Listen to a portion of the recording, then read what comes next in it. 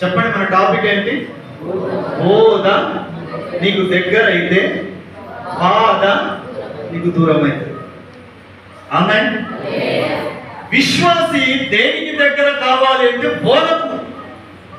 ఒక క్రైస్తవుడు దేన్ని అవలంబించాలంటే బోధను. ఒకరోజు చర్చికి వచ్చి వెళ్ళిపోతూ లేక బాప్తిస్మం తీసుకొని క్రమంగా మందిరానికి వస్తున్న నీవు చేయాల్సిన ప్రాముఖ్యమైన పని ఏంటంటే బోధకు దగ్గరికి రావాలి. బోధకు దగ్గరికి రావాలి. బోధ నీ దగ్గరికి వస్తే బాధ నీకు దూరం అయిపోతుంది. దీనికి మించిన తిరుగు ఇంకా ఎక్కడ లేదండి. ఆమేన్. అయితే గెన్నేసరెతు సరస్సు తీరానికి యేసు ప్రభు రాగానే అక్కడున్న జన సమూహము వాక్యము వినడానికి మీద పడుతున్నారట.